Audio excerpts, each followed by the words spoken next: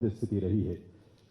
ये ऐसी स्थिति में कोई भी प्रदेश का वासी और खासतौर पर हमारे नन्हे मुन्ने बालक, किशोर किशोरियां, बालक बालिकाएं अपने को असहाय न समझें, अनाथ न समझें, बल्कि बेसहारा न समझते हुए अपने को सनाथ और सहारे से युक्त समझें। इस बात को सुनिश्चित करने के लिए सदैव माननीय मुख्यमंत्री महोदय ने हम सबको प्रेरित किया, हमारा मार्गदर्शन किया और बड़ी संवेदनशीलता के साथ इन उद्देश्यों को पूरा किया है। प्रदेश का बाल विकास एवं पुष्टाहार विभाग इस सिद्धि में एक महत्वपूर्ण भूमिका निभा रहा है। मैं भविष्य में भी इस बात को हम इसी रूप में निभाते रहेंगे। माननीय मुख्यमंत्री महोदय के मार्गदर्शन में निवेदन करूंगा मंत्री महोदया से, श्रीमती स्वाति सिंह जी से कि इस अवसर पर माननीय राज्यपाल महोदय, माननीय मुख्यमंत्री महोदय और आप सबका स्वागत करने के लिए पधारें। माननीय मंत्री महोदया।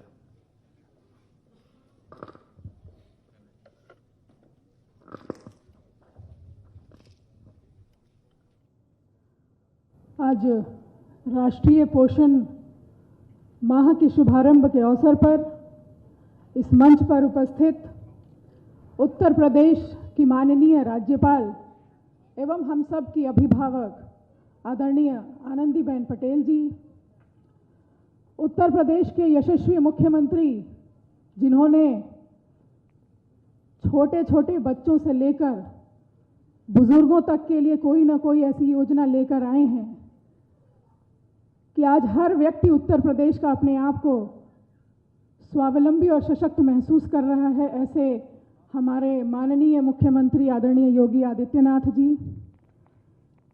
मंच पर उपस्थित महिला कल्याण एवं बाल विकास पुष्टाहार की प्रमुख सचिव हेकाली झिमोमी जी, मेरे विभाग बाल विकास की डायरेक्टर सारिका मोहन जी, पोषण के डायरेक्टर कपिल, लखनऊ के जिला अधिकारी अभिषेक प्रकाश जी, इस सभागार में उपस्थित मेरे विभाग के सभी अधिकारीगण, यहाँ पर बहुत सारी आंगनवाड़ी की कार्यकर्त्री दिख रही हैं और मीडिया के बंधु। कहते हैं कि किसी भी समाज या किसी भी राष्ट्र को अगर आर्थिक और सामाजिक दृष्टि से अगर उसको प्रगति करना है, उसमें विकास करना है, तो ये आवश्यक है कि कुपोषण से उसको दूर किया जाए। सस्टेनेबल डेवलपमेंट गोल्स के अनुसार भी 2030 तक समूचे राष्ट्र को हमें भूख और गरीबी से मुक्त करना है और साथ ही साथ सभी बच्चों को शुद्ध एवं पौष्टिक आहार और एक पर्याप्त मात्रा में, उचित मात्रा में उन तक भोजन पहुंचाने का भी अभियान रखा गया है।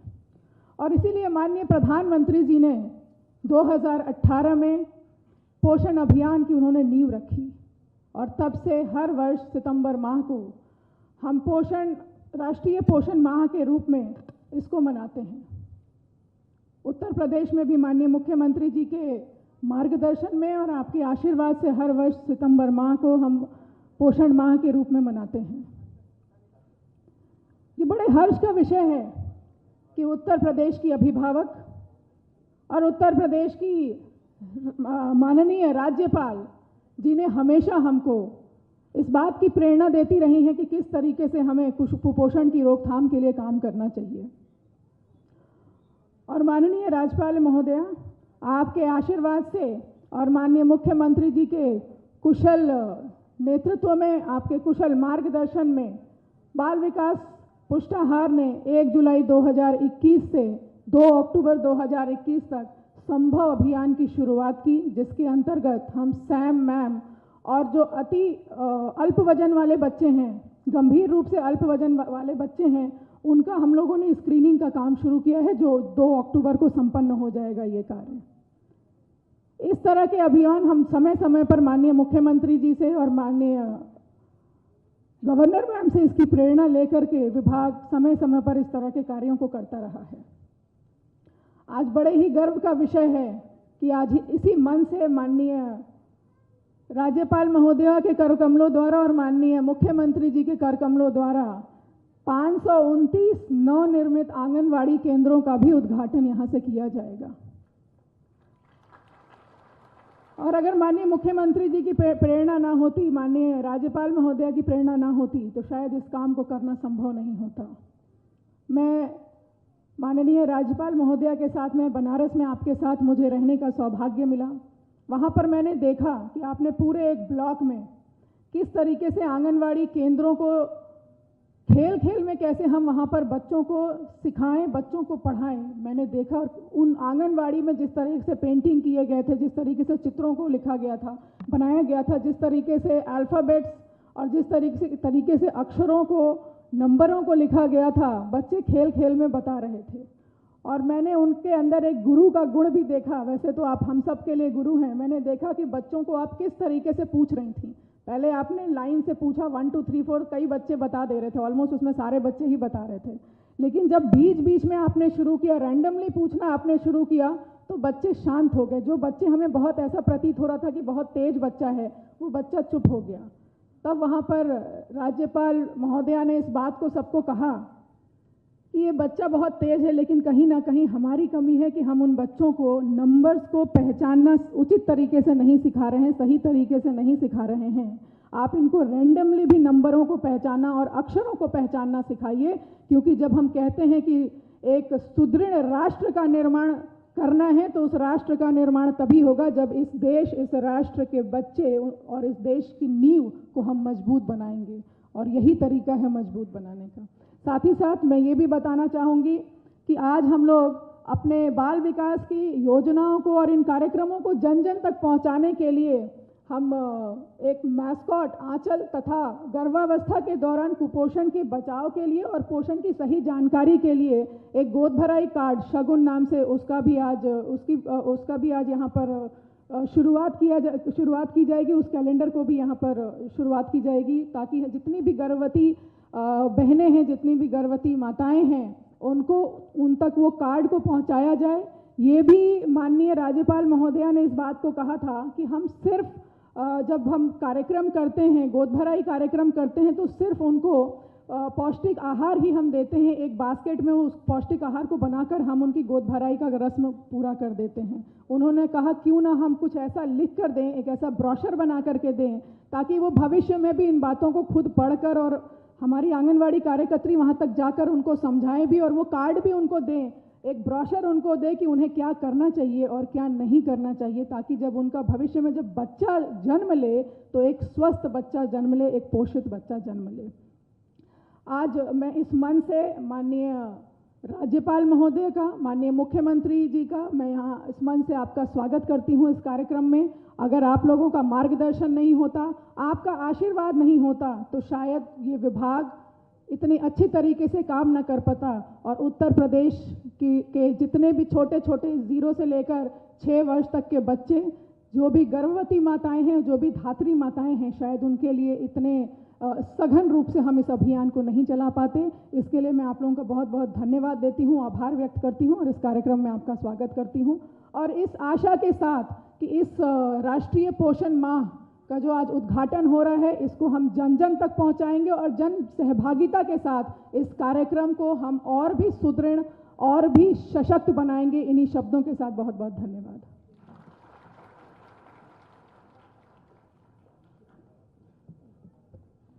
बहुत बहुत आभार माननीय मंत्री महोदय का। देवर सज्जनों, ये सब हम जानते हैं और महसूस करते हैं, बहुत गहराई से दरअसल महसूस करते हैं कि गर्भावस्था के दौरान कुपोषण के बचाव और पोषण की सही जानकारी होना बहुत आवश्यक है। और इसीलिए जैसा कि मंत्री महोदया ने जिसका उल्लेख भी किया, माननीय राज्यपाल महोदया की परिकल्पना, उनकी सोच, उनकी प्रेरणा से गोद भराई कार्ड शगुन जो है वो विभाग द्वारा तैयार किया गया है। और इस कार्ड के माध्यम से गोद भराई के दौरान जो पूरी प्रक्रिया होती है उसको पूरा करते हुए भविष्य में भी पूरे 9 महीने के दौरान उनको किस किस रूप में अपने लिए पोषण को सुनिश्चित करना है, क्या क्या खाने से किस किस तरह की ज़रूरतें उनके शरीर की पूरी होती हैं, और वो स्टेप बाय स्टेप सारी चीज़ों का उसमें उल्लेख किया गया है। ये अवसर है जब मैं निवेदन करूं राज्यपाल महोदया से, माननीय मुख्यमंत्री महोदय से, कि वे अपने करकमलों से इस शगुन कार्ड का विमोचन करने की कृपा करें।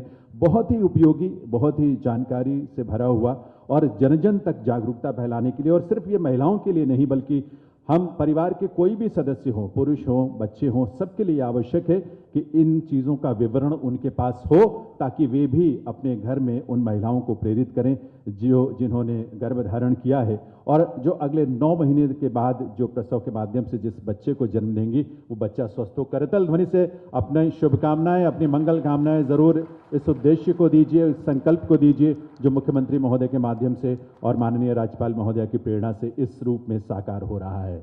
बहुत बहुत आभार। निवेदन इसके साथ ही मैं करूंगा, क्योंकि हमारी एक परंपरा है और ये परंपराएं बहुत महत्वपूर्ण है, उनकी गहराई में जाने की आवश्यकता है, उनको समझने की आवश्यकता है। गोद भराई की परंपरा, मां बनना इस सृष्टि में, इस धरा पर सबसे महती काम है, क्योंकि वो ईश्वर के कार्य को मां के रूप में स्त्री उसे आगे बढ़ाती है, सृष्टि को आगे बढ़ाती है।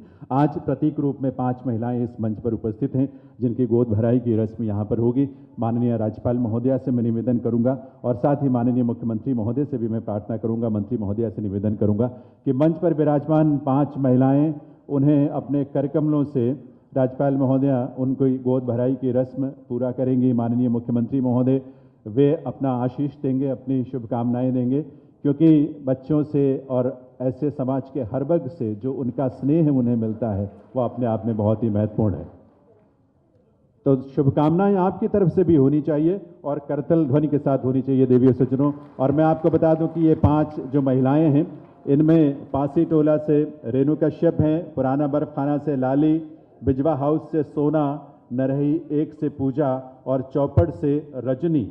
ये 5 महिलाएं ये प्रतीक रूप में है, लेकिन ये संकल्प हमारे प्रदेश की हर उस महिला के लिए है जो गर्भ धारण करके जो उस बच्चे को जन्म देगी, जिस बच्चे के स्वास्थ्य के लिए, पोषण के लिए ये सारा प्रयास हो रहा है कि एक स्वस्थ बच्चा जन्म हो, क्योंकि स्वस्थ बच्चा ही एक स्वस्थ समाज की नींव तैयार करेगा और इस प्रदेश और देश को सशक्त बनाने में अपनी भूमिका निभाएगा। तो ये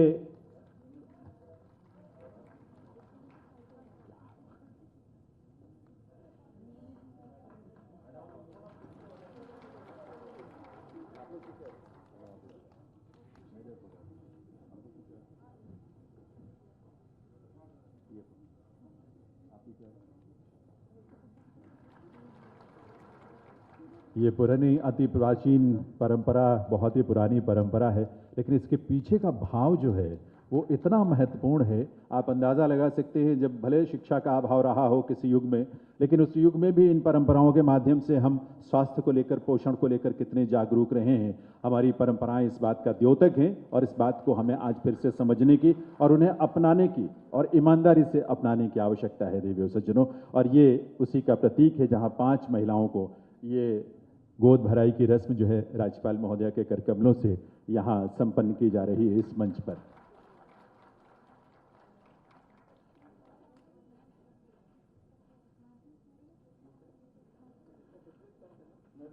राज्यपाल महोदया से और मुख्यमंत्री महोदय से निवेदन है कि वे मंच के अग्रभाग में ही महोदय प्लीज, क्योंकि छोटे छोटे बच्चे भी मंच पर आने जा रहे हैं और उन बच्चों को भी आपका आशीर्वाद मिलेगा।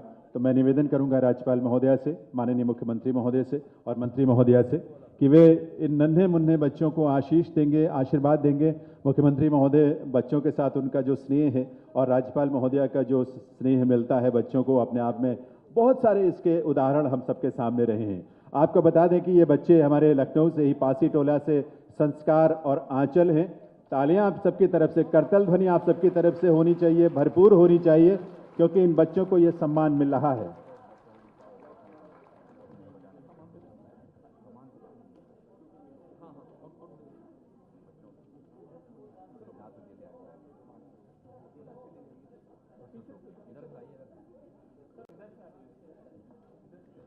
तो ये बच्चों को उपहार राज्यपाल महोदया और मुख्यमंत्री महोदय अपने कर कमलों से दे रहे हैं।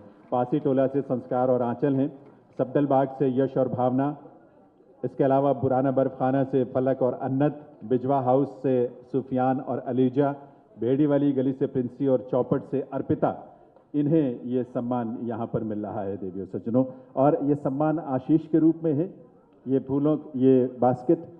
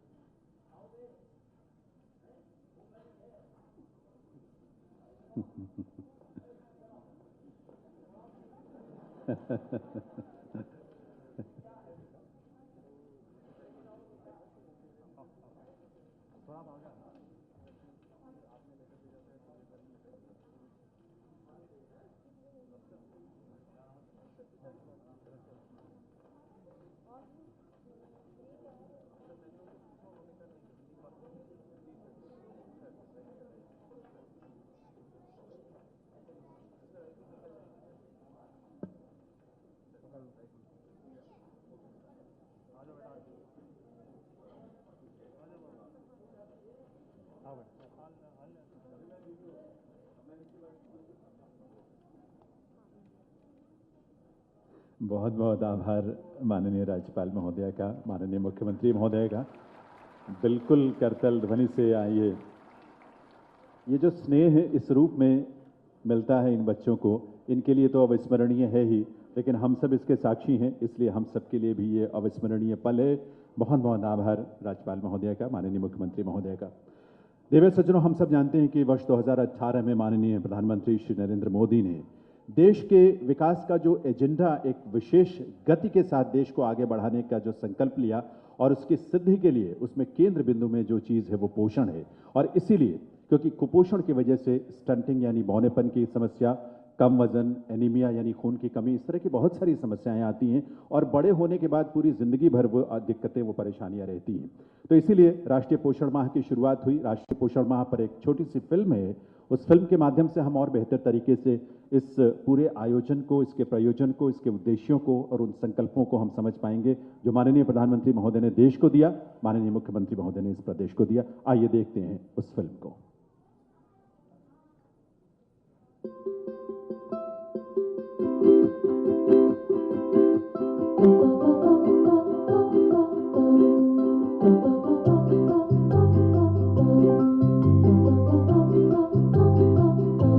पोषण स्वस्थ भारत के सुनहरे कल के सपने की नींव है। इसीलिए सुनहरे भविष्य के सपने को साकार करने के लिए बहुत जरूरी है कुपोषण को दूर करना। माननीय प्रधानमंत्री जी के नेतृत्व में चलाया जा रहा पोषण अभियान कुपोषण को समाप्त करने के संकल्प को दर्शाता है। यदि हम सिर्फ पोषण के अभियान को हर माता, हर शिशु तक अगर पहुंचाने में सफल हुए तो लाखों जीवन बचेंगे।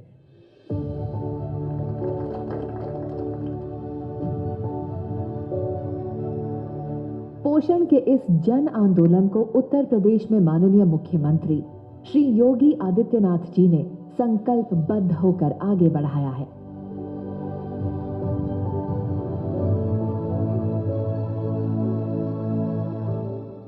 ये लड़ाई केवल एक विभाग की नहीं, एक समन्वित प्रयास, अंतर विभागीय समन्वय के माध्यम से इस कार्यक्रम को आगे बढ़ाने का, और उस कार्यक्रम को आज हम लोग इस राष्ट्रीय पोषण माह के कार्यक्रम के शुभारंभ के साथ आगे बढ़ा रहे हैं।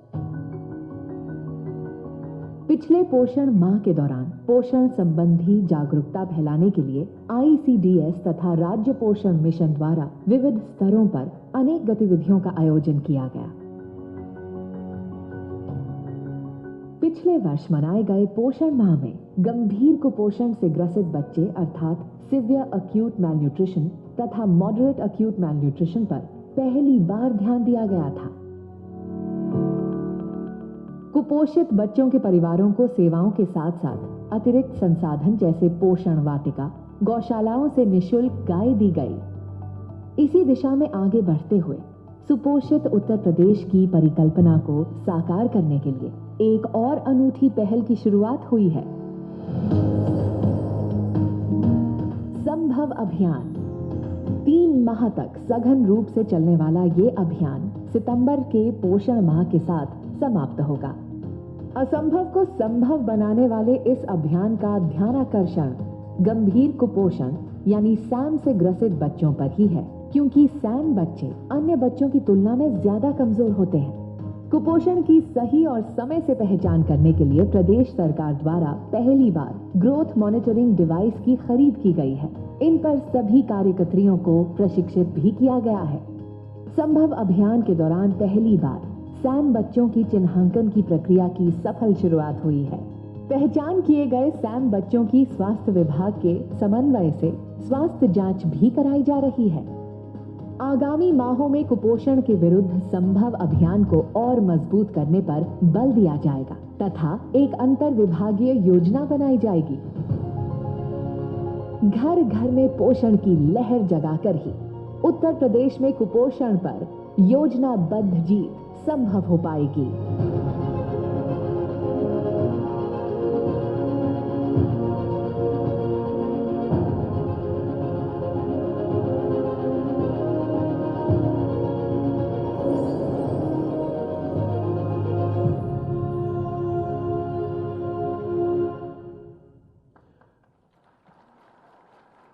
देवियों सज्जनों, प्रदेश को और प्रदेश के लोगों के जीवन को रोशन करना है तो पोषण को अपनाना है और उसे आगे बढ़ाना है। यही उद्देश्य इस फिल्म के माध्यम से आप तक पहुंचा है।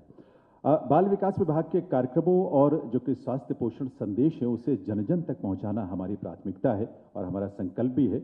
और इसी उद्देश्य से ICDS मास्कट आंचल जो है वो आज यहाँ लॉन्च किया जा रहा है। मैं निवेदन करूंगा माननीय मुख्यमंत्री महोदय से कि वे टैब पर क्लिक करके उसे बटन दबाकर उसका शुभारंभ करेंगे। मास्कट आंचल बहुत ही रोचक है, बहुत ही उद्देश्यपूर्ण।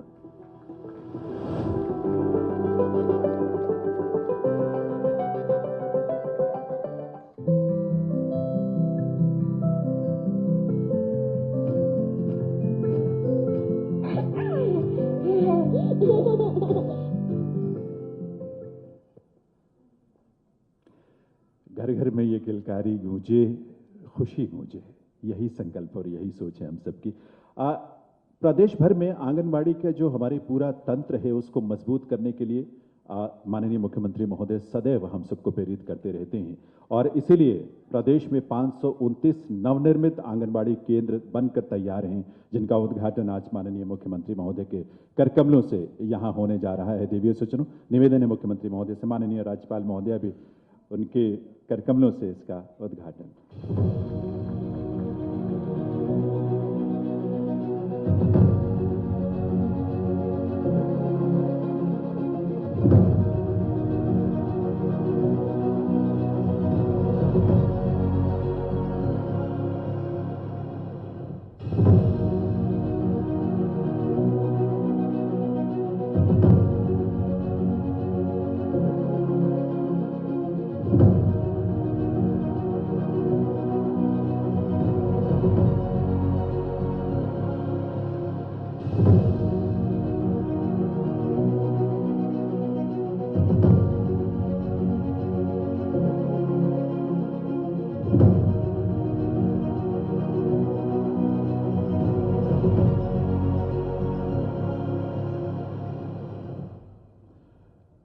आभार माननीय राज्यपाल महोदय का, मुख्यमंत्री महोदय का, उनके इस कृपा के लिए, स्नेह के लिए। पूरे प्रदेश में 24 जनपदों में ये नवनिर्मित कुल 529 आंगनबाड़ी केंद्र हैं, जो कि 4,142 लाख, लगभग 4,142 लाख रुपए की लागत से बनकर तैयार हुए हैं, जो हमारी इस पूरी प्रक्रिया को और भी मजबूती प्रदान करेंगे। देव सज्जनों, माननीय मुख्यमंत्री महोदय और माननीय राज्यपाल महोदय, आप दोनों की सदैव से ये कोशिश रही है और ये प्रेरणा हम सबको मिलती है कि प्रदेश में हम सब बेहतर से बेहतर काम करते हुए जनता की सेवा करें, और इस बात के लिए आप हमेशा हमें प्रोत्साहित करते हैं। आज विभाग के फील्ड स्तर के कर्मचारी और अधिकारियों को उत्कृष्ट कार्य के लिए यहाँ पुरस्कृत किया जाना है। मैं राज्यपाल महोदया से और माननीय मुख्यमंत्री महोदय और साथ ही मंत्री महोदया से निवेदन करूंगा कि वे मंच के अग्रभाग में आने की कृपा करें, जहाँ वे अपने करकमलों से हमारे आंगनबाड़ी केंद्र, आंगनबाड़ी कार्यकर्त्री, मुख्य सेविकाएं तथा बाल विकास परियोजना अधिकारियों को प्रशस्ति पत्र भेंट करके उनको यहाँ पर सम्मानित करेंगे और इस सब में आपका स्नेह तालियों के रूप में तो जरूर शामिल होगा। सबसे पहले अनीता विश्वकर्मा आंगनबाड़ी कार्यकर्त्री हैं वाराणसी से, उन्हें हम आमंत्रित करते हैं कि वे ये प्रशस्ति पत्र, ये सम्मान राज्यपाल महोदया से और माननीय मुख्यमंत्री महोदय से मंच पर प्राप्त करें और करतल ध्वनि आपकी तरफ से होगी, क्योंकि हम सबकी शुभकामनाएं इन सब के साथ होनी चाहिए जिन्होंने जमीनी स्तर पर अंतिम जन के साथ खड़े होकर काम किया है। अर्चना मौर्य अयोध्या से, उन्हें आमंत्रित करता हूं। आंगनबाड़ी कार्यकर्त्री हैं, उनको सम्मानित करने के लिए राज्यपाल महोदया और माननीय मुख्यमंत्री महोदय। आप सबका आशीष मिला। कौशल्या रानी पीलीभीत से, उनको मैं आमंत्रित करता हूं कि वे मंच पर आकर राज्यपाल महोदया से और मुख्यमंत्री महोदय से यह सम्मान प्राप्त करें। कौशल्या रानी, तालियां आप सबकी तरफ से, करतल ध्वनि आप सबकी तरफ से देवियों से जिन्होंने इन्हें भी मिलनी चाहिए। और इसके बाद सहारनपुर से मोहिनी सैनी को मैं आमंत्रित करूंगा कि वे मंच पर आकर यहाँ ये सम्मान, ये प्रशस्ति प्राप्त करें। ये प्रशंसा उनके कार्यों के लिए है। मोहिनी सैनी। जौनपुर से प्रतिभा सिंह जी हैं, जिन्हें आमंत्रित करूंगा कि वे आकर ये प्रशस्ति पत्र और ये शॉल के माध्यम से सम्मान और आपकी करतल ध्वनि के माध्यम से ये आप सबकी शुभकामनाएं प्राप्त करें। प्रतिभा सिंह। सरिता देवी मेरठ से, उनको आमंत्रित करता हूं। और सरिता देवी के बाद बाराबंकी से शर्मिला देवी, आंगनबाड़ी कार्यकर्त्री हैं आप भी, आपको भी ये सम्मान यहाँ उत्कृष्ट कार्य हेतु प्रदान किया जा रहा है। शर्मिला देवी बाराबंकी से। सुनीता देवी इसके बाद मैनपुरी से, उनको मैं आमंत्रित करता हूं कि वे मंच पर आएं। सुनीता देवी मैनपुरी से, आंगनबाड़ी कार्यकर्त्री, उनका भी यहां सम्मान किया जाएगा। इसके बाद रामपुर से तरन्नुम, उन्हें आमंत्रित करता हूं मंच पर आने के लिए, निवेदन करता हूं कि वे आकर यह सम्मान प्राप्त करें। शॉल और प्रशस्ति पत्र यहां इस मंच पर। कानपुर देहात से उषा जी हैं, आंगनबाड़ी कार्यकर्त्री, उनको मैं आमंत्रित करता हूं। आंगनबाड़ी कार्यकर्त्री हैं जो सेवा भाव से अपने कर्तव्य को पूरा करती हैं। इसके बाद मुख्य सेविका बाराबंकी से पारा अधिकारी, उनको मैं आमंत्रित करता हूं। पारा अधिकारी मुख्य सेविका बाराबंकी से, उन्हें भी इस अवसर पर प्रशस्ति पत्र भेंट करके और शॉल भेंट करके सम्मानित किया जा रहा है। आप सबकी करतल ध्वनि उन सबको भी मिलनी चाहिए। मुख्य सेविका रेणु पांडे वाराणसी से, आमंत्रित करता हूं रेणु जी को कि वे आकर ये सम्मान प्राप्त करें। मुख्य सेविका रेणु पांडे जी। सुबोध हैं मेरठ से, मुख्य सेविका, उन्हें आमंत्रित करता हूं कि वे आएं और आकर ये सम्मान यहाँ पर प्राप्त करें। और हमारे बाल विकास परियोजना अधिकारी जिन्होंने उत्कृष्ट कार्य किया, अतेंद्र कुमार मेरठ से, उन्हें यह सम्मान राज्यपाल महोदया और मुख्यमंत्री महोदय के कर कमलों से प्राप्त हो रहा है। और बाल विकास परियोजना अधिकारी कानपुर नगर से रत्ना श्रीवास्तव जी, उन्हें भी आमंत्रित करता हूं कि वे भी ये सम्मान प्राप्त करें। करतल ध्वनि एक बार सभी के लिए। और देवी सज्जनों, नए 90 बाल विकास परियोजना अधिकारियों की नियुक्ति जो है लोक सेवा आयोग द्वारा की गई है।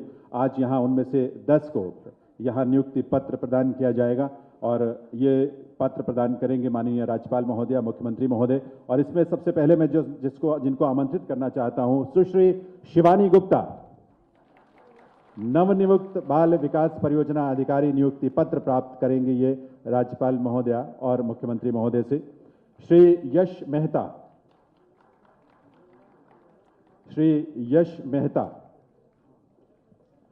चंद्र प्रकाश यश मेहता, ये नई ऊर्जा का संचार पूरी प्रक्रिया में इस तंत्र में होगा। चंद्र प्रकाश तिवारी को आमंत्रित करता हूं। चंद्र प्रकाश तिवारी। उसके बाद रामानुज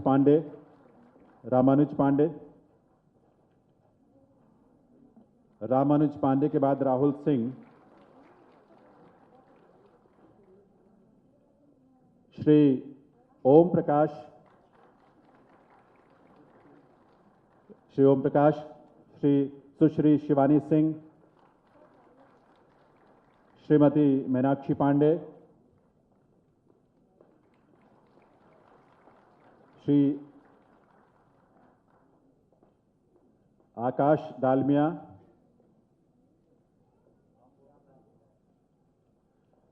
मीनाक्षी पांडे के बाद आकाश डालमिया जी आएंगे।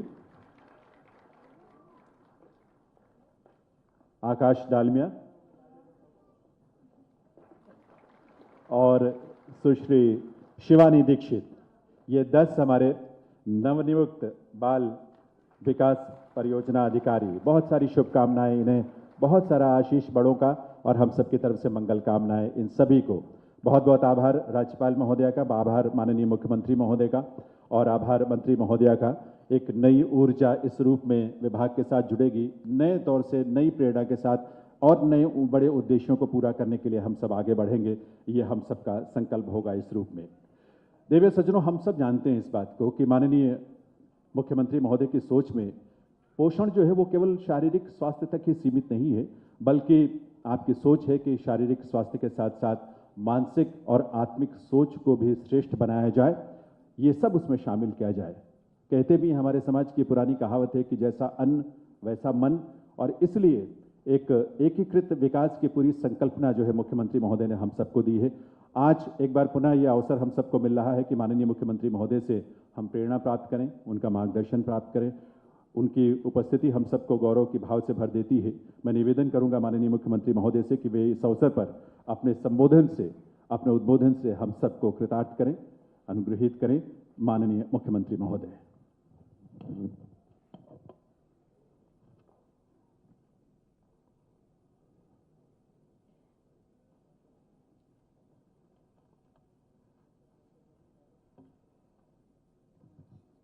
राष्ट्रीय पोषण माह 2021 के आज के शुभारंभ कार्यक्रम में अपना मार्गदर्शन और आशीर्वाद प्रदान करने के लिए हम सबके बीच में उपस्थित प्रदेश की माननीय राज्यपाल आदरणीय श्रीमती आनंदीबेन पटेल जी, मंच पर उपस्थित विभाग की मंत्री श्रीमती स्वाति सिंह जी, विभाग के प्रमुख सचिव और अन्य सभी अधिकारीगण, आज के इस कार्यक्रम में राष्ट्रीय पोषण माह के आज के इस कार्यक्रम को अपने अपने क्षेत्रों में नेतृत्व प्रदान करने के लिए जिन लोगों ने उत्कृष्ट कार्य किया है, ऐसे आंगनबाड़ी कार्यकर्त्री, मुख्य सेविका तथा बाल विकास परियोजना अधिकारियों के साथ ही यहाँ पर नवनियुक्त बाल विकास परियोजना अधिकारियों को नियुक्ति पत्र और प्रशस्ति पत्र देने का कार्यक्रम भी यहाँ पर आयोजित है। प्रदेश के वे सभी केंद्र, हर जनपद में इन केंद्रों के साथ आज सीधे संवाद का ये कार्यक्रम चल रहा है। वहाँ पर भी उपस्थित जिले से जुड़े हुए सभी अधिकारी और जनप्रतिनिधिगण और उपस्थित भाइयों बहनों एवं प्यारे बच्चों, राष्ट्रीय पोषण माह 2021 के शुभारंभ के इस कार्यक्रम के अवसर पर मैं सबसे पहले प्रदेश की माननीय राज्यपाल जी का आप सब की ओर से, प्रदेशवासियों की ओर से हृदय से स्वागत करता हूं, अभिनंदन करता हूं कि उन्होंने आज के इस कार्यक्रम में अपना समय देकर के आंगनबाड़ी केंद्र कैसे संचालित होने चाहिए, पोषण मिशन को हम कैसे सफल बना सकते हैं, इन सब के लिए उन्होंने अपना समय दिया और स्वयं उपस्थित होकर के अपना आशीर्वाद दे रही हैं। मैं इसके लिए हृदय से उनका स्वागत करता हूं, अभिनंदन करता हूं। ये हम सबका सौभाग्य है कि मातृस्वरूपा प्रदेश की राज्यपाल महोदय की स्वयं रुचि इस क्षेत्र में है और उनके पास एक लंबा अनुभव इस फील्ड में काम करने का है। स्वयं भी उन्होंने वाराणसी में, कानपुर में, लखनऊ में, प्रयागराज में और अलग अलग क्षेत्रों में स्वयं जनपदों में जाकर के आंगनबाड़ी के बारे में, पोषण मिशन को सफलतापूर्वक आगे बढ़ाने को लेकर के अनेक प्रयोग किए हैं और उसके बेहतर परिणाम भी लाए हैं। इसलिए आज का ये कार्यक्रम अत्यंत महत्वपूर्ण कार्यक्रम है, जिसमें स्वयं राज्यपाल महोदय का मार्गदर्शन और आशीर्वाद आप सबको प्राप्त हो रहा है। मैं इस अवसर पर उनका हृदय से स्वागत करता हूं, अभिनंदन करता हूं। भाइयों बहनों, हम सब इस बात पर गौरव की अनुभूति कर सकते हैं कि प्रधानमंत्री मोदी जी ने इस देश को एक नया विजन दिया है और उस विजन के ही क्रम में अगर एक समर्थ और सशक्त राष्ट्र की परिकल्पना को साकार करना है तो वह कहां से प्रारंभ होता है। अगर मां कुपोषित है तो बच्चा कभी सुपोषित नहीं हो सकता और इसलिए मां के स्वास्थ्य पर ध्यान देना और अगर किन्हीं कारणों से बच्चा कुपोषित हो गया है तो उस पर भी ध्यान देना, इसी बात को ध्यान में रखकर के 2018 से पूरे देश के अंदर सितंबर माह को राष्ट्रीय पोषण माह के रूप में मनाया जाता है और आज ये चौथा राष्ट्रीय पोषण माह के कार्यक्रम से हम सब जुड़ रहे हैं। स्वाभाविक रूप से समाज के अंतिम पायदान पर बैठे हुए व्यक्ति के बारे में एक मां स्वस्थ हो, एक बच्चा स्वस्थ हो, प्रधानमंत्री जी की सोच इस राष्ट्रीय पोषण मिशन के साथ जुड़ी हुई है और इसलिए इस राष्ट्रीय कार्यक्रम के साथ हर भारतवासी को जुड़ना चाहिए, क्योंकि जब एक मां या एक बच्चा कुपोषित होता है तो ये केवल एक परिवार के लिए नहीं समस्या है, ये चैलेंज पूरे समाज के लिए और पूरे राष्ट्र के लिए होती है। और इसलिए उस पर ध्यान देने के लिए 2018 से जो निरंतर कार्यक्रम चले हैं उसके बहुत अच्छे परिणाम सामने आए हैं। उन परिणामों का ही फलस्वरूप है कि आज जो अनेक प्रकार के कार्यक्रम चल रहे हैं, इन कार्यक्रमों के ही क्रम में हम सबको जो एक माह तक चलने वाले इस कार्यक्रम में जो 4 श्रेणियां विभाजित की गई हैं, उसमें प्रथम सप्ताह में जितने भी हमारे सरकारी स्कूल हैं, आवासीय स्कूल हैं, आंगनबाड़ी हैं, ग्राम पंचायत की अतिरिक्त भूमि पर पोषण वाटिकाओं की स्थापना और पौधरोपण का अभियान। द्वितीय सप्ताह में योग एवं आयुष, यानी जिसमें बच्चे, किशोरी बालिकाएं, गर्भवती महिलाओं को केंद्रित करते हुए योग के विशेष सत्रों का आयोजन। उनके लिए, एक बच्चे के लिए किस प्रकार की योगिक क्रियाएं हो सकती हैं, एक किशोरी बालिका को कौन से योगिक क्रियाओं को करने से और एक गर्भवती महिला के लिए किस प्रकार की योगिक क्रियाओं को करने से वह योग की इन क्रियाओं का लाभ ले सकती हैं, इसके बारे में विशेष सत्र का आयोजन करना। तृतीय सप्ताह में पोषण संबंधी प्रचार प्रसार सामग्री और अनुपूरक पुष्टाहार आदि के वितरण की कार्रवाई बृहत पैमाने पर पूरे प्रदेश के अंदर करना। और चौथे सप्ताह में सेम और मैम बच्चों का चिन्हांकन हेतु एक विशेष अभियान प्रारंभ करना। यानी ये 4 सप्ताह का एक कार्यक्रम एक विशेष अभियान है और इस अभियान के साथ मुझे लगता है कि हम सबको जुड़ करके इसे सफल बनाना चाहिए, क्योंकि यह एक बच्चे और एक मां और एक बच्चे के ही स्वास्थ्य से जुड़ा हुआ नहीं है, इस समाज और राष्ट्र से जुड़े हुए, उसके स्वास्थ्य से जुड़े हुए, उसके सशक्तिकरण से जुड़ा हुआ एक महाअभियान है। और इसलिए इस अभियान के साथ जुड़ करके हम सबको इसे सफल बनाने में अपना योगदान देना चाहिए। सरकार ने इस दिशा से बहुत सारे अपने अभियान प्रारंभ किए हैं, पहले से बहुत सारे कार्यक्रम चल रहे हैं।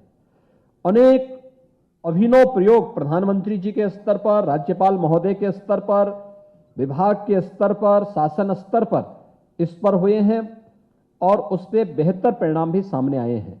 उस बेहतर परिणाम के साथ अगर हम जुड़ेंगे तो उसके बेहतर परिणाम आए हैं और उस बेहतर परिणाम का ही आज यहां पर प्रदर्शन है कि उत्कृष्ट प्रदर्शन करने वाली आंगनबाड़ी कार्यकर्त्री, मुख्य सेविका तथा बाल विकास परियोजना अधिकारियों को यहां पर अभी राज्यपाल महोदय के कर कमलों से उन्हें प्रशस्ति पत्र भी दिया गया है।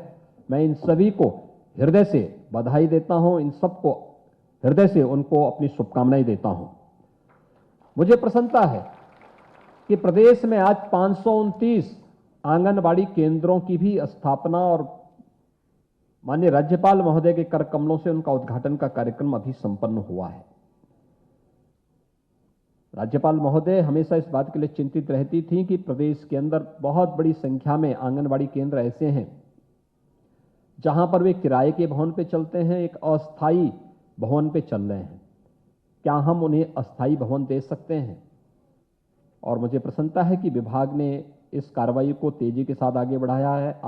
आज 529 का लोकार्पण हुआ है और मैं विश्वास करूंगा कि हम लोगों ने ग्रामीण और शहरी क्षेत्र की जो प्राथमिकताएं तय की हैं, उन प्राथमिकताओं में आंगनबाड़ी का अपना स्वयं भी भवन हो और उसके लिए भूमि के आवंटन के साथ साथ इस कार्रवाई को समयबद्ध ढंग से आगे बढ़ाने की जो कार्रवाई चल रही है, एक साथ हम इस कार्यक्रम को सभी आंगनबाड़ी को अपने स्वयं के भवन में स्थापित कर सकें, इस दृष्टि से हम इसे मिशन मोड पर लेकर के बहुत शीघ्र माननीय राज्यपाल महोदय के कर कमलों से उन सभी आंगनबाड़ी केंद्रों का भी उद्घाटन कर सकें, ये हमारा प्रयास होना चाहिए और हमें इसे एक अभियान के रूप में आगे बढ़ाना चाहिए। कोरोना कालखंड के दौरान यद्यपि हम लोग उस कार्यक्रम को आगे बढ़ाने में पूरी तरह सफल नहीं हो पाए, जो हम लोगों का प्रयास था कि 2020 से आंगनबाड़ी और हमारे बेसिक शिक्षा परिषद के विद्यालय एक ही इस केंद्र के पास आसपास सटे थे। आंगनबाड़ी को प्री प्राइमरी के रूप में आगे बढ़ाने की कार्रवाई, ये बच्चे जो 3 वर्ष के होते हैं, 3 वर्ष के बाद आंगनबाड़ी में आना प्रारंभ करते हैं। 3 से 5 आयु के वर्ग के बच्चे जब आंगनबाड़ी केंद्रों में विभिन्न गतिविधियों के साथ जुड़ते हैं, तो क्या हम इसे प्री प्राइमरी के रूप में आगे बढ़ा करके उन बच्चों के न केवल स्वास्थ्य के बारे में, शारीरिक और मानसिक स्वास्थ्य के बारे में, बल्कि वे स्कूली पाठ्यक्रम के साथ जुड़ करके धीरे धीरे स्कूल के प्रति उनकी रुचि बढ़ सके, इस भाव के साथ हम लोगों को एक कार्यक्रम चलाना था। लेकिन कोरोना महामारी के दौरान इस कार्यक्रम को आगे बढ़ाने में हमें समस्या खड़ी हुई। आज कोरोना उत्तर प्रदेश के अंदर लगभग नियंत्रण में है। आज ही अगर आप उत्तर प्रदेश के अंदर देखेंगे तो 24 करोड़ की आबादी में मात्र 22 मामले आए हैं कोरोना पॉजिटिव के। 28 जनपद ऐसे हैं जहां कोरोना का एक भी मामला आज के दिन पर नहीं बचा है। आज 59 जनपद ऐसे हैं जहां एक भी कोरोना का पॉजिटिव केस नहीं आया है और बाकी जो 16 जनपद हैं, उन 16 जनपदों में सिंगल डिजिट में केस आए हैं। यानी हम लोगों ने कोरोना प्रोटोकॉल का पालन करते हुए प्रधानमंत्री जी का वो जो आह्वान था, जो संकल्प था कि 2 गज की दूरी और मास्क है जरूरी के लक्ष्य को प्राप्त करने के लिए उसका अनुपालन करते हुए प्रत्येक नागरिक को इसके प्रति आग्रही बनाया, वैक्सीनेशन के साथ जोड़ा। आज उत्तर प्रदेश ने देश के अंदर सर्वाधिक वैक्सीन देने वाला राज्य उत्तर प्रदेश बना है। 8 करोड़ 8 लाख से अधिक लोगों को हम वैक्सीन की डोज उपलब्ध करा चुके हैं। लगभग 7 करोड़ 39 लाख से अधिक लोगों को हम लोगों ने अब तक कोविड टेस्ट उनके संपन्न किए हैं, यानी दोनों देश के अंदर सर्वाधिक है। और इस काल यह हमारे लिए सबसे उपयुक्त कालखंड है जब आंगनबाड़ी की गतिविधियों को भी हम आगे बढ़ा करके कोरोना प्रोटोकॉल का पालन करते हुए इन गतिविधियों को आगे बढ़ा करके पोषण माह के इन कार्यक्रमों को सफलतापूर्वक आगे बढ़ा सकें। और आज इस अवसर पर नवनियुक्त बाल विकास परियोजना अधिकारियों के ऐसे 90 जो लोक सेवा उत्तर प्रदेश लोक सेवा आयोग से चयनित हुए हैं, ऐसे अधिकारियों का चयन संपन्न होने के बाद आज राज्यपाल महोदय के कर कमलों से उन्हें यहां पर नियुक्ति पत्र भी वितरण होने का कार्यक्रम संपन्न हो रहा है। मैं नवनियुक्त बाल विकास परियोजना अधिकारियों को उनके चयन के लिए उन्हें बधाई देता हूं। उत्तर प्रदेश लोक सेवा आयोग को समयबद्ध ढंग से इस कार्यक्रम को आगे बढ़ाने के लिए हृदय से धन्यवाद भी देता हूं और आप सबसे अपेक्षा रखता हूं कि चयन की प्रक्रिया आपने देखी होगी कितनी पारदर्शी थी। आपको कहीं सिफारिश कराने की आवश्यकता नहीं पड़ी होगी। मेरिट के आधार पर सारे कार्यक्रम हुए हैं। जब सरकार मेरिट के आधार पर आपका चयन करवा रही है, उस प्रकार की सुविधा दे रही है, उस प्रकार का मंच दे रही है, तो सरकार ये अपेक्षा आप सबसे रखती है कि आप भी इस मिशन के साथ जुड़ करके ईमानदारी पूर्वक परिणाम दीजिए। क्योंकि बच्चे ये ईश्वर की कृति है। उसके लिए शासन के द्वारा अन्य जो सहायता है ये उस तक पहुंचना चाहिए, एक ईश्वरीय कार्य है। और उस ईश्वरीय कार्य के साथ अगर हम सब जुड़ते हैं तो ये मान करके चलिए कि हम स्वयं को धन्य करते हैं, क्योंकि यह आप राष्ट्र की आधारशिला को मजबूत कर रहे हैं। और एक कुपोषित बच्चे और एक कुपोषित मां से उम्मीद नहीं की जा सकती कि वह समाज और राष्ट्र की वर्तमान की चुनौतियों का सामना करने के लिए समाज के साथ खड़ी हो सके। अनेक प्रोग्राम हैं, अनेक कार्यक्रम हैं, उन कार्यक्रमों के साथ हमें जुड़ना होगा, उन कार्यक्रमों को ईमानदारी के साथ पहुंचाना होगा। और महिला सशक्तिकरण की दिशा में तो बहुत सारे कदम बढ़ाए गए हैं। मिशन शक्ति का तीसरा चरण का कार्यक्रम वर्तमान में चल रहा है। इस कार्यक्रम में आप देख रहे होंगे कि महिला पुलिस यानी आरक्षी जो 30,000 की संख्या में प्रदेश के अंदर भर्ती की गई थी, उन सबको महिला पुलिस बीट अधिकारी के रूप में तैनाती दी गई है। वह महिलाओं से जुड़ी हुई समस्याओं का समाधान तो कर ही रही हैं, लेकिन साथ साथ पोषण से जुड़ी हुई और महिला कल्याण से जुड़ी हुई उन सभी योजनाओं का लाभ गांव की और नगरीय क्षेत्र में मोहल्ले मोहल्ले में जो महिलाएं हैं जिनको इनके बारे में बहुत जानकारी नहीं, उनको देने का कार्य भी सफलतापूर्वक वहां पे कर रही है। दूसरा, इस अभियान को कैसे हम सफलतापूर्वक आगे बढ़ा सकते हैं, इसमें बहुत बड़ा कार्य हो सकता है। हमारी आंगनवाड़ी यहां पर है। कोरोना कालखंड के दौरान हम देख रहे थे जब तमाम अच्छे अच्छे लोग अपने को सेल्फ क्वारंटीन में घर में बंद किए हुए थे, तब आशा वर्कर और आंगनवाड़ी एएनएम ये लोग गांव गांव और मोहल्ला मोहल्ला जाकर के एक एक परिवार का स्क्रीनिंग कर रही थी और उनको मेडिसिन किट उपलब्ध करवाने का कार्य कर रही थी। अगर ये निगरानी समितियों के माध्यम से ये कार्य ये लोग नहीं करते, उत्तर प्रदेश में कोरोना की स्थिति को संभालना कठिन हो जाता है। और मुझे तो इस दौरान गांव गांव में जाने का अवसर प्राप्त हुआ। कोरोना जब पीक पे चढ़ गया, देश के अंदर स्थिति अनियंत्रित सी होती दिखाई दे रही थी। उत्तर प्रदेश सबसे बड़ी आबादी का राज्य, सबसे बड़ी चुनौती हमारे सामने थी। उस समय कैसे इस समस्या का समाधान हो, तो मुझे लगा कि नहीं, मुझे स्वयं फील्ड में निकलना चाहिए। और तब मैं जाता था, गांव में जाता था, मैं देखता था, कोई मिले ना मिले, लेकिन वहां पे आंगनवाड़ी और आशा वर्कर जरूर मिल जाती थी हम लोगों को। कितना अच्छा काम उन लोगों ने उस समय किया था। और उस कार्य को ही ध्यान में रख करके सरकार ने निश्चित किया कि हम आंगनवाड़ी और आशा वर्कर के मानदेय को बढ़ाने का काम करेंगे। और सरकार उस दिशा में बेहतरीन तरीके से आगे बढ़ रही। हम उन लोगों के साथ बैठ करके कार्य योजना उसका विभाग तैयार कर रहा है, लेकिन साथ साथ मैंने विभाग को यह भी कहा है कि उनका जो पिछला बकाया है उसका भी तत्काल भुगतान करने की व्यवस्था कर लें, जिससे किसी को सामने भी कोई ऐसी स्थिति नहीं आनी चाहिए कि वह बाद में सरकार के सामने या विभाग के सामने हाथ फैलाने की नौबत नहीं आनी चाहिए। क्योंकि आज तो ये समय है कि जब उनके कार्यों के लिए उन्हें सम्मानित किए जाने की आवश्यकता है। और सरकार उस दिशा में एक बेहतरीन प्रयास आप सबके लिए करेगी। आज के इस अवसर पर फिर मैं आप सबसे यही अपील करूंगा कि ये सितंबर माह राष्ट्रीय पोषण माह के रूप में 4 सप्ताह के 4 प्रकार के कार्यक्रम आप माध्यमिक जो हमारे जूनियर हाई स्कूल होंगे, जो बेसिक शिक्षा परिषद के स्कूल होंगे, जो आंगनबाड़ी केंद्र होंगे, उनके पास किचन गार्डन स्थापित कर सकती हैं। विद्यालयों को इसके लिए हर वर्ष उसके रखरखाव के लिए धनराशि की व्यवस्था भी है। इसके अलावा एक नया कार्यक्रम जो हम लोगों ने विगत वर्ष प्रारंभ किया था कि अगर कुपोषित मां है तो उसके लिए बहुत ज्यादा दूध की आवश्यकता नहीं। हमारे पास प्रदेश में 6 लाख गोवंश वर्तमान में निराश्रित गौ आश्रय स्थलों में है।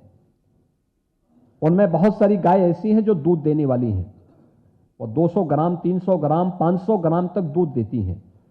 अगर इसमें से 50 ग्राम दूध सुबह, 50 ग्राम दूध शाम को किसी भी कुपोषित मां को मिल जाए या किसी बच्चे कुपोषित बच्चे को मिल जाए, उसके लिए अमृत हो जाएगा ये।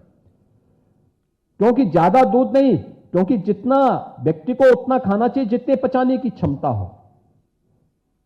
अगर पचाने की क्षमता 100 ग्राम है और वह व्यक्ति 500 ग्राम ले रहा है तो अपच हो जाएगा और बीमार हो जाएगा। इसलिए धीरे धीरे आप उसको बढ़ाएंगे तो वह निराश्रित गौ आश्रय स्थलों पर जो गायें हैं, हम लोगों ने व्यवस्था की है कि हर कुपोषित मां को प्रशासन जनपद स्तर पर इस बात को सुनिश्चित करें, जिसमें लगभग मेरा अनुमान है कि लगभग 2,500 के आसपास ऐसी कुपोषित माताओं को अब तक एक एक गाय उपलब्ध कराई गई है। और उसमें गाय उपलब्ध कराने के साथ साथ हर माह उन्हें 900 रुपया उस गाय के लालन पालन के लिए अलग से दिया जा रहा है, कि जिससे वह स्वयं दूध भी लेगी और दूध लेने के साथ साथ गाय का पालन पोषण के लिए सरकार की तरफ से 900 रुपये हर माह उस परिवार को उपलब्ध कराने का कार्य किया जा रहा है। और मैं आप सबके साथ कहूंगा, जो एक किचन गार्डन हम बनाएंगे, इसके साथ ऐसी महिलाओं को जोड़ने के साथ साथ ग्राम पंचायत में भी जो भूमि होगी, राजस्व विभाग के साथ बैठ करके जिला प्रशासन भी इस बात को सुनिश्चित करें कि उनके लिए भी छोटे छोटे पट्टे इसको उन परिवारों को देते हुए, गाय की व्यवस्था उनके लिए करवाते हुए, और एक एक गाय, दूध देने वाली गाय एक एक उपलब्ध करवा देंगे। आप देखना 2 महीने के अंदर परिणाम, एकदम बेहतरीन परिणाम आते हुए दिखाई देंगे। ये शासन की योजना पहले से है, अगर हम इसको और अच्छे ढंग से आगे बढ़ा पाएंगे तो ये 4 सप्ताह का एक कार्यक्रम, वैसे भी उत्तर प्रदेश में अगर इस कार्यक्रम को हम और तेजी से आगे बढ़ाएंगे तो देश के अंदर सबसे बेहतरीन कार्यक्रम उत्तर प्रदेश का बाल विकास और महिला कल्याण का विभाग करने में सफल हो पाएगा। आज के इस कार्यक्रम के अवसर पर, राष्ट्रीय पोषण माह 2021 के शुभारंभ के अवसर पर, मैं एक बार माननीय राज्यपाल महोदय का इस कार्यक्रम में हृदय से स्वागत करता हूं, अभिनंदन करता हूं। आप सबके इस कार्यक्रम के प्रति अपनी शुभकामनाएं देता हूं। धन्यवाद। जय हिंद। बहुत बहुत आभार माननीय मुख्यमंत्री महोदय का। महोदय, आपका एक एक शब्द हम सब के लिए एक संकल्प है, एक विजन, एक सोच और एक रोशनी की तरह है, ताकि हम प्रदेश को और बेहतर बनाएं और आगे लेकर जाएं। बहुत बहुत आभार आपके इस प्रेरक संबोधन के लिए।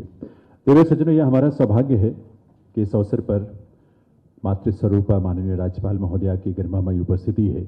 महिलाओं के कल्याण, बच्चों की खुशहाली, इन सबको उनकी सोच में बहुत ही केंद्र बिंदु में ये चीज़ें हैं और जिससे उनका मार्गदर्शन हमें सदैव मिलता है, आज भी मिलेगा। मैं निवेदन करूंगा, करबद्ध प्रार्थना करूंगा माननीय राज्यपाल महोदया से कि वे इस अवसर पर अपने संबोधन से, अपने उद्बोधन से हम सबको कृतार्थ करें, हमारा मार्गदर्शन करें, अपना आशीष हम सबको दें।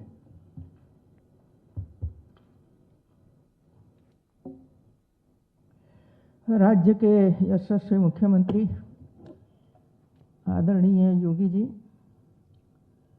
मंत्री श्री स्वाति सिंह, मंच पर विराजमान सब महानुभाव, विभाग के सभी अधिकारी श्री, जिसको आज सम्मानित किया गया है, ऐसी सभी हमारी कार्यकर्त्री बहनें जिसको नया ऑर्डर प्राप्त हुआ है, उनको भी धन्यवाद देती हूँ। आज का ये विषय मेरे लिए तो बहुत ही दिल की नजीक है। मैं जब मंत्री बनी तब ऐसा सुनने में आता था कि ACS कौन है, और सामान्यतः मंत्रियों के मन में और ACS के मन में, अधिकारियों के मन में ये रहता है कि राजस्व PWD विभाग मिले तो अच्छा है, सबका ध्यान उस पर ही रहता है। यदि महिला बाल कल्याण मिल गया तो बड़ी सजा हो गई, ऐसा मानते हैं। मंत्रियों में भी वही भाव रहता है कि मुझे तो महिला कल्याण दिया है। अब सोचिए, भारत में 50% महिलाएं हैं और 25% बच्चे हैं। इस 75% लोगों की ओर देखने का रवैया हमारा होना चाहिए मित्रों। यदि भारत को, हमारी महिलाओं को, हमारे बच्चों को सशक्त बनाना है, संस्कारी बनाना है, स्वस्थ बनाना है, तो ये डिपार्टमेंट पर सबसे ज़्यादा ध्यान होना चाहिए। और जो श्रेष्ठ एसीएस हो, श्रेष्ठ मैं तो कहती हूँ, जो दौड़ता रहता है जिलों में, तालुका प्लेस पर, गांव गांव, वो ही अच्छा महिला बाल कल्याण चला सकता है। क्योंकि हमें पता ही नहीं है नीचे गांव में, एक गांव में भी 4, 6, 7 आंगनवाड़ी होती है और आपकी एक गांव में 10, 12 महिलाएं काम कर रही हैं, आशा वर्कर काम कर रही हैं। तो कितना बड़ा एक जुट सरकार के साथ जुड़ा हुआ है। तो सरकार की हर इंफॉर्मेशन ये जो नीचे स्टाफ है उसके द्वारा सरकार के पास आ सकती है मित्रों। दूसरा, सभी अपने अपने तरीके से काम करते हैं। महिला बाल विभाग वो करेगा, हेल्थ विभाग ये करेगा, पीडब्ल्यूडी वो करेगा, वो करेगा, लेकिन जो डिपार्टमेंट के बीच में संकलन होना चाहिए इसका भी थोड़ा सा अभाव नहीं कहूंगी, लेकिन सोच अभी बनी नहीं है मित्रों। मैं कई आंगनवाड़ियों में जा रही हूं, एक प्रवास में, एक डिस्ट्रिक्ट में 1 आंगनवाड़ी 2 आंगनवाड़ी तो रहती ही है।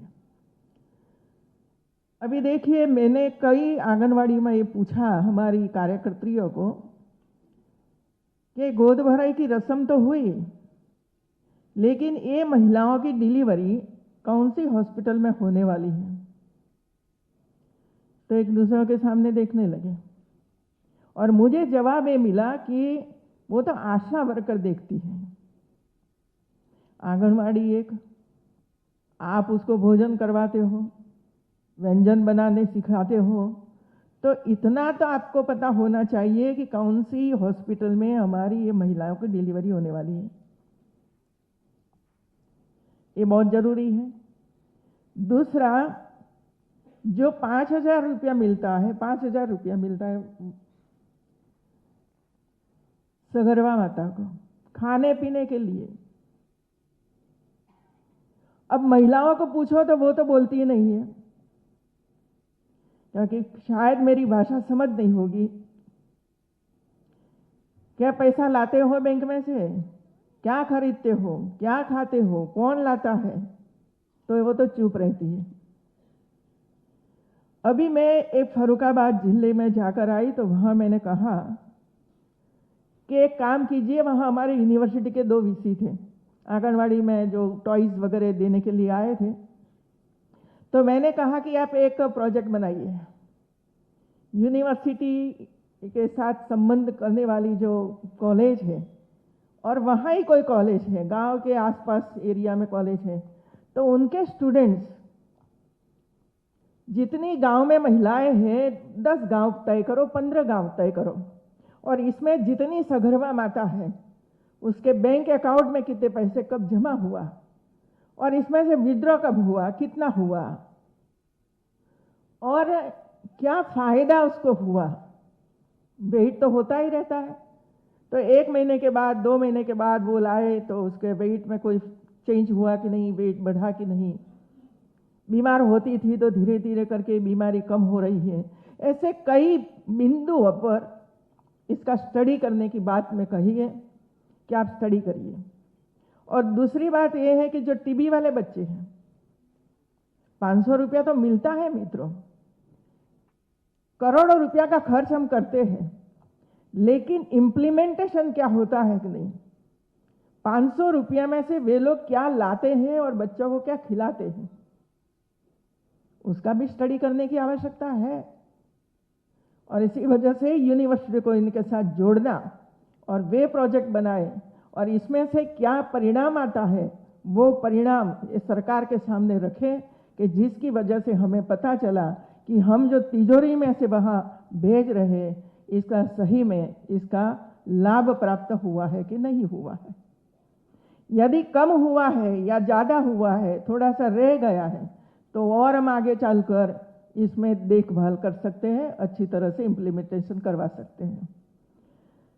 एक अच्छी बात मैंने वहाँ देखी फर्रुखाबाद में, शायद हमारे सीएम को तो पता होगा ही, वह जो गौशाला चलती है, बहुत बढ़िया गौशाला चलती है मित्रों। मैंने देखा ग्रीन घास भी काफ़ी मात्रा में वे लोगों ने उगाया है सरकारी लैंड पर, और शायद 30 गौशाला पूरे डिस्ट्रिक्ट में वे लोगों ने शुरू किया है, लेकिन एक प्रोजेक्ट शुरू किया है। और वे महिलाओं जो इस प्रोजेक्ट में जुड़ी हुई है, वे महिलाओं का सम्मान किया था उसी समय, इसी वजह से मुझे पता चला। वे लोग, हमारी ये परंपरा रही है हिंदुओं की खास करके, कि माता जब रोटी बनाती है तो सबसे पहले एक रोटी वो अलग कर देती है गाय को खिलाने के लिए। गाय माता है, उसको खिलाने के लिए हमारे मन में ये भाव रहता है कि हमारी गाय माता भूखी नहीं रहनी चाहिए। और गाय तो पहले आती जाती रहती है तो खिला देते थे। अभी इसमें थोड़ी सी कमी आ गई है, गौशालाएं वगैरह वगैरह बन गई, लेकिन वो भाव तो अंदर पड़ा हुआ है कि यदि समय मिले या तो गाय आ जाए तो हम खिला दें। तो ये डीएम ने ये किया कि गांव में लोगों को एकत्र करके रोटी, कम से कम 1 रोटी 2 रोटी आप रखिए, हमारे यहाँ से कोई बंदा आएगा और वो रोटी कलेक्ट करेगा, और वो रोटी वहाँ गौशाला में पहुँचाई जाएगी और वहाँ गाय को रोटी खिलाई जाएगी। अब इतना सुंदर एक कंसेप्ट, और इसमें रोटी कौन कलेक्ट करता है मैंने पूछा तो कहा कि एक दिव्यांग बच्चा है, उनको हम लोगों ने साइकिल दी है, जो 25-50 घर है आइडेंटिफाई है, वहाँ जाकर वो रोटी इकट्ठा करता है और डायरेक्ट वहाँ पहुँचाता है। ये जो प्रेरित करने का काम कौन करता है, तो गांव की एक महिला थी, वो महिलाओं का सम्मान हुआ, वो प्रेरित करने का काम करती थी। 5-25 महिलाओं को एकत्र करना, सबके साथ बैठना, चर्चा करना और 1-1 रोटी 2 रोटी देना, वो बात वो करती थी और लिस्ट बनता था और वहाँ से रोटी कलेक्ट होती थी। मुझे बहुत अच्छा लगा कि ये तो एक अच्छा पवित्र काम है, पुण्य का काम है मित्रों, लेकिन मुझे लगा कि इसमें एक और आप जोड़ दो। क्या जोड़ना? तो मैंने बताया कि भाई वही गांव में अब इतने अच्छी तरह से लोग काम में जुटे हैं, तो आप एक आंगनवाड़ी के 1-2 बच्चे ही कुपोषित होते हैं, तो कुपोषित बच्चों को भी इसके साथ जोड़ दो। जो 4 महिलाएं काम कर रही है वो 4 महिला ही और वहाँ की ग्राम प्रधान, ये तीनों मिलकर जितने अपने अपने इस आंगनवाड़ी में बच्चे हैं कुपोषित, उनके साथ जोड़ो, कुछ न कुछ खिलाएंगे, दूध पिलाएंगे या अपने घर से कुछ लेकर वे लोगों को खिलाएंगे, तो मुझे लगता है कि कुपोषण में से जल्दी हमें हमारे यूपी को बाहर निकाल सकते हैं मित्रों। जनता को जोड़ना बहुत ही जरूरी है मित्रों। और मैंने देखा है कि जब टीबी वाला काम का आरंभ किया तब मुझे लगता था कि कौन आएगा कौन करेगा, लेकिन आज मैं देख रही हूँ कि सामने से लोग आए गए। एक बार 25 बच्चों को लिया, टीबी में से मुक्त हो गया, तो दूसरे 25 बच्चों को ले रहे हैं। अभी कहना नहीं पड़ता है, खुद स्वयं अधिकारी, डीएम, सीडीओ, मेन अधिकारी, हेल्थ विभाग के अधिकारी, वो भी बच्चों को गोद ले रहे हैं। जो ये भाव हमारे समाज में पड़ा हुआ है, तो हम कुपोषित बच्चों को भी इसके साथ जोड़ सकते हैं। मैंने एक वहाँ भी कहा कि आप ग्राम प्रधान, इसके साथ आशा वर्कर और इसके साथ कार्यकर्त्री, तीनों को उपस्थित रखिए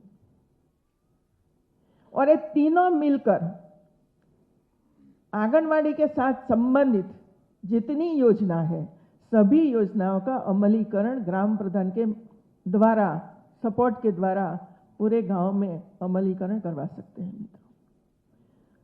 वहाँ एक ग्राम प्रधान भी था, एक नहीं था लेकिन 10-15 थे। तो एक ग्राम प्रधान को मैंने पूछा कि आप क्या कर रहे हो, तो उन्होंने कहा कि अभी तो 2 महीना 3 महीना ही हुआ है, तो मैं सोच रहा हूँ कि मैं क्या कर सकता हूँ। देखिए कोरी स्लेट है, आप जो चाहे वो करवा सकते हो इससे। यदि उसको प्रेरित किया जाए कि भाई ये रोड तो बनाना है, पानी की व्यवस्था भी करना है, सब कुछ करना है, लेकिन आपके गांव को कोरोना मुक्त बनाइए, आपके गांव को टीबी मुक्त बनाइए, आपके गांव को कुपोषण मुक्त गांव बनाइए। ये 3-4 संकल्प यदि हमारे ग्राम प्रधान कर देते हैं, वो तो होगा ही, क्योंकि डीएम सीडीओ है, वो तो विकास का काम करते रहते हैं। एक रोड बनाना है, वो तो जब मंजूर हो जाएगा तो ऑटोमेटिक बन जाएगा। मतलब ये हुआ कि जो नए हमारे ग्राम प्रधान है, वो ग्राम प्रधानों की स्लेट एकदम कोरी है। जो 5 साल करके गए, 10 साल करके गए, तो उनकी सोच अलग बनी हुई होगी। लेकिन इतने ज्यादा चुनकर आए हैं, महिलाएं काफी चुनकर आई है, उनको हम प्रेरित करेंगे तो मुझे लगता है कि ये काम बहुत ही सरलता से हो जाएगा। दूसरा है, जब आंगनवाड़ी में जाते हैं तो बहुत अलग अलग प्रकार की व्यंजन, अलग अलग प्रकार की वानगी हम बोलते हैं, वो बनाकर पूरा स्टेज पर रखते हैं। तो मैं पूछती हूँ कभी कभी कि क्या ये सब जो आज आपने बनाया है वो महिला के घर पर बनता है? तो उन्होंने कहा हम काउंसलिंग तो करते हैं, काउंसलिंग से काम नहीं चलेगा। काउंसलिंग तो आपको बोलेंगे कि ऐसी तरह करना, वो करना, वो करना, लेकिन सही में मैं बताऊं, क्योंकि मैं 10 साल वो क्षेत्र को देख कर आई हूं, वहां स्थिति है वो वही भी थी, नहीं थी ऐसा नहीं है। घर में माँ तो खेत में जाती है, घर का कामकाज करती रहती है, 2-3 बच्चे भी होते हैं। ये सब काम में से कोई माँ, और दूसरा घर में अभी तो गैस आया, उसी समय तो गैस भी नहीं था। यदि कुछ गर्म करके बच्चों को खिलाना है तो मिट्टी का तेल लाओ, प्राइमस जलाओ, लकड़ी जलाओ, गर्म करो, कोई नहीं करेगा, कोई नहीं करता है। अभी ये जो घर में गैस वगैरह आ रहा है तो शायद हम प्रयास करेंगे तो होता है कि थोड़ा थोड़ा करके वो लोग गर्म करके खिलाएंगे। लेकिन आप उसको काउंसलिंग करो, लेकिन इसमें कुपोषित बच्चों को केंद्र में रखिए। उनकी माता के घर पर जाकर उसको बोलो कि मेरी उपस्थिति में ये लड्डू बनाइए इसमें से, तो ये 1 वीक तक चलेगा ही, और वो बनाएगी आपकी उपस्थिति में। यदि आप अंकुरित मग या तो अंकुरित चने करवाते हो तो आप बोलो कि कल मैं आऊंगी तो अंकुरित करके रखना है और बच्चों को खिलाना है। ऐसे इम्प्लीमेंटेशन यदि हम करवा सकते हैं वे लोगों के पास, तो जो राज्य सरकार दे रही है, करोड़ों रुपया का खर्च कर रही है, उसका लाभ वो लोगों ले सकते हैं। आंगनवाड़ी में ज़्यादातर मैं देखती हूँ दिवाले, तो जो कुछ लिखा है सब मोस्टली शायद 10% होगा हिंदी में, बाकी सब अंग्रेजी में लिखा हुआ है। तो मैं पूछती हूँ कि क्या इंग्लिश मीडियम की आंगनवाड़ी है? तो कि नहीं। तो इतना अंग्रेजी क्यों कर रहे हो भाई?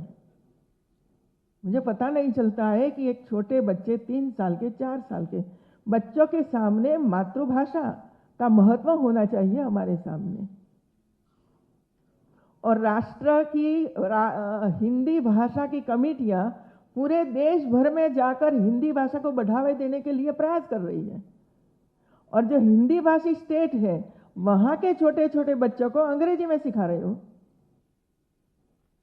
और वहाँ सीडीपीओ थे, सुपरवाइजर थे, उन्होंने, मैंने पूछा क्यों ऐसा हो रहा है, तो उन्होंने कहा आप सही है, हमारी गलती है, अब हम हिंदी में करवाएंगे। ऐसा नहीं बेटा, भाषा तो मातृभाषा से जो आप सिखाओगे तो उसकी मातृभाषा उनकी है ही, और इसमें वो पढ़ेगा तो उसको कोई मुसीबत, कोई वो नहीं होगा, क्योंकि वो घर में भी बोलता है, बाहर भी बोलता है हिंदी भाषा। और जब समय आएगा 4th या 5th स्टैंडर्ड, तब धीरे धीरे करके आगे बढ़ाओ ना अंग्रेजी। लेकिन पूरा दीवार भरी हुई है अंग्रेजी अंग्रेजी अंग्रेजी से मित्रों। तो मैंने तो और सुझाव दे दिए कि आप जहाँ हैंड लिखा है वहाँ हाथ लिखिए, हिंदी में क्या बोलते हो आप। सब में हिंदी, अकाउंट्स में हिंदी लिख दो तो अच्छा रहेगा, बच्चे भी सीख जाएंगे कि इसको हिंदी में क्या बोलते हैं। हम लोग आंगनवाड़ी देखते हैं, और मैं तो ये सुझाव दूंगी, भाई देखिए, आपके मुख्यमंत्री, मैं टीवी देखती रहती हूँ ना, तो हर रोज 2 डिस्ट्रिक्ट तो कम से कम डिस्ट्रिक्ट का प्रवास करते हैं। आपके मुख्य अधिकारी कितने प्रवास करते हैं? डिस्ट्रिक्ट में कितने डिस्ट्रिक्ट में जाते हो, जरा सोच लीजिए। जब तक डिस्ट्रिक्ट तक नहीं पहुंचोगे, ब्लॉक तक नहीं पहुंचोगे, तब तक सही मायने में परिणाम क्या मिला है पता ही नहीं चलेगा। और इसी वजह से मैं तो महिला बाल कल्याण विभाग को ये कहूँगी कि आप महीने में 4 दिन अलग अलग डिस्ट्रिक्ट में जाइए और सरप्राइज विजिट करिए आपकी आंगनवाड़ी की। भले बच्चे नहीं है, लेकिन आंगनवाड़ी देखो तो सही। ये कितनी अच्छी बात है कि ये कोरोना के समय पे भी एक राज्य का मुख्यमंत्री अलग अलग स्थानों पर पहुंचकर प्रेरित करे कि आंगनवाड़ी कायाकल्प करो, और ये काम हो जाता है। तो पूरी टीम लगे तो कितना काम अच्छा हो सकता है। और इसी वजह से एक टाइम टेबल बनाना चाहिए अधिकारियों को। मैं तो पूछती रहती हूँ, भाई आप आपके एसीएस को पहचानते हो? आपको फलाना को पहचानते हो? तो वो जवाब नहीं मिलता है मित्रों। प्रेरणा तो वहां से लेनी चाहिए मित्रों। जब उपला अधिकारी काम करने लगते हैं ना, तो धीरे धीरे करके नीचे तक ये पहुंच जाता है। और राज्य सरकार की प्राथमिकता में 2 विषय हैं, एक है आंगनवाड़ी, दूसरा हेल्थ। हेल्थ और आंगनवाड़ी, आंगनवाड़ी में छोटे छोटे बच्चे आते हैं, सगर्भा माता आती है, किशोरियां आती है, उस पर ध्यान दिया जाता है। किशोरी पर ध्यान दिया जाता है, किशोरी सशक्त बनेगी तो सशक्त बच्चों का जन्म देगी। वही किशोरी सगर्भा बनती है, उसको पोषण के लिए हम प्रयास करते हैं, तो वो बच्चों को जन्म देती है मित्रों। और हमारे जितने छोटे बच्चे हैं, इसमें से शायद 10% बच्चे तो ऐसे हैं जो कुछ काम नहीं करेंगे तो घर चलेगा ही नहीं। ऐसे भी बच्चे हैं, चाहे सब्जी काटना, मम्मी के साथ जाना और इसके साथ घूम घूम कर अलग अलग प्रकार के काम करना, ये सब करते हैं बच्चे। देखिए, कल मैंने एक वीडियो देखा था, 8 साल का बच्चा ई रिक्शा चलाता था, 8 साल का।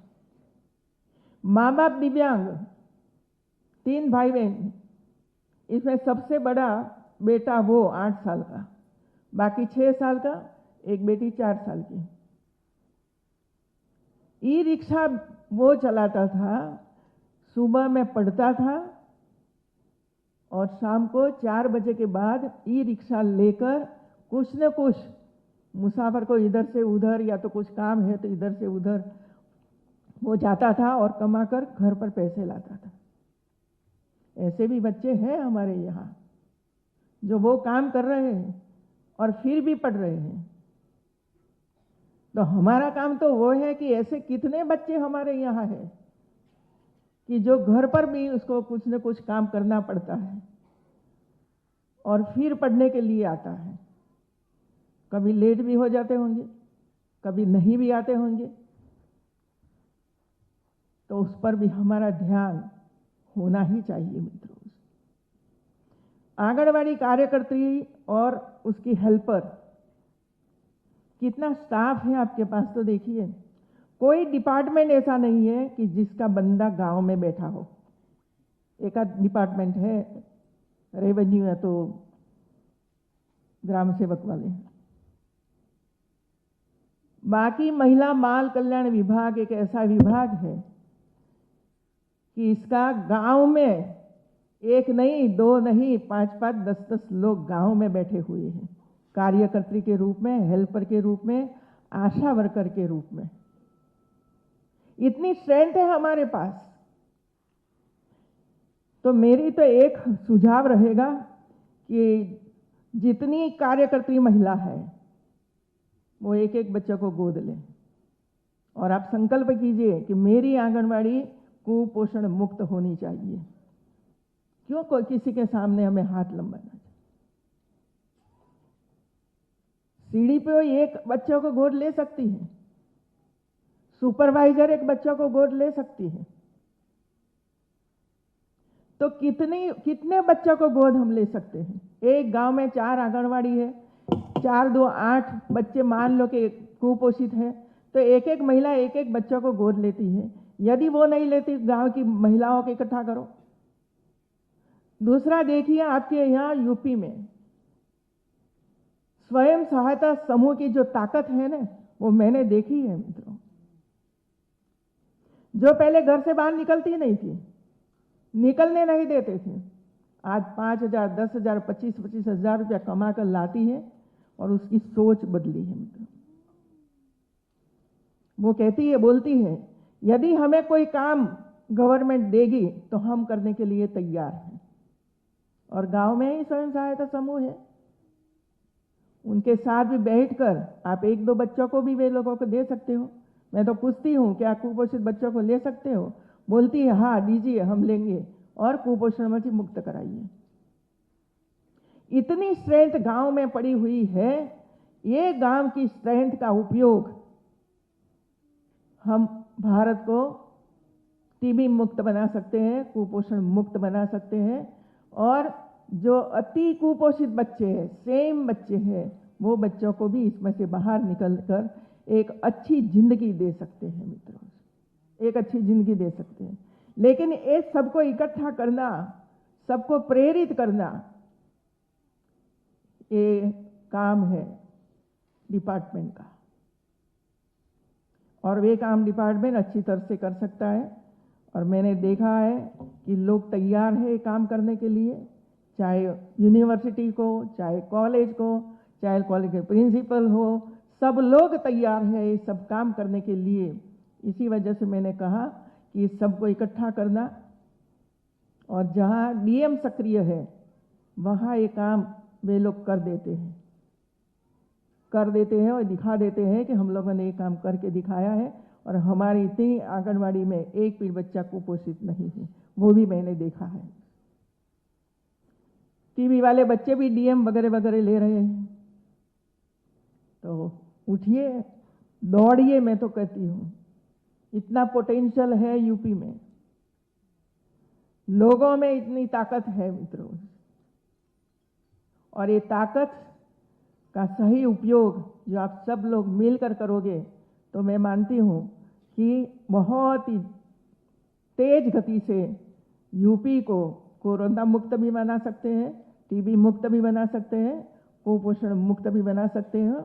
और हमारे भारत के प्रधानमंत्री की जो इच्छा है कि भारत कुपोषण में से मुक्त हो मित्रों, तो हम करवा सकते हैं। संकल्प कीजिए और आगे बढ़िए। धन्यवाद।